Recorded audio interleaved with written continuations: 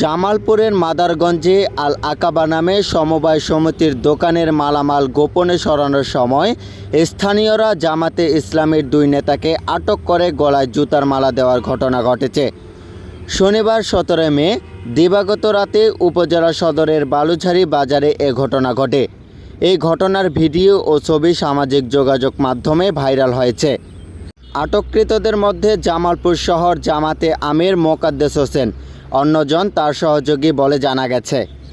আল আকাবা সমবায় সমিতির গ্রাহক রকিবুল ইসলাম আব্দুর রহিম বলেন, শনিবার গভীর রাতে মাদারগঞ্জ উপজেলা সদরের বালুঝাড়ি বাজারে আল আকাবা সমবায় সমিতির অফিসের নিচতলায় তাদের পরিচালিত 1A নামে একটি রেডিমেড পোশাক দোকান থেকে দুজন গোপনে তারা কয়েক লাখ টাকার মালামাল সরানোর চেষ্টা করে। এ সংবাদ পেয়ে গ্রাহকরা তাদের মালামাল সহ আটক করে ওই দোকানে বেঁধে রাখে।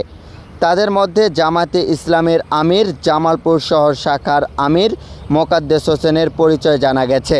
তিনি দাবি করেন দোকানে তার অংশীদারিত্ব রয়েছে।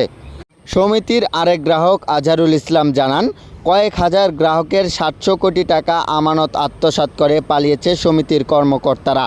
তারা উচ্চ হারে সুদের লোভ দেখিয়ে গ্রামের সহজ সরল মানুষের কাছ থেকে আমানত গ্রহণ করে 1 বছর আগে থেকে অফিস বন্ধ করে গা ঢাকা দেয়। তাদের পরিচালিত এই দোকান থেকে মালামাল সরিয়ে ফেলায় তারা দুজনকে আটক করেছে। মাদারগঞ্জ থানার ভারপ্রাপ্ত কর্মকর্তা হাসান আল মামুন বলেন, দুজনকে মাদারগঞ্জ মডেল থানায় সোপর্দ করা হয়েছে। মামলা করার প্রস্তুতি চলছে, তদন্ত করে ব্যবস্থা নেওয়া হবে। এ বিষয়ে জামাতে ইসলামীর নেতাদের সঙ্গে যোগাযোগ করলে তাদের পক্ষ থেকে কোনো বক্তব্য পাওয়া যায়নি। Moniruzzaman, SM media 24 hours.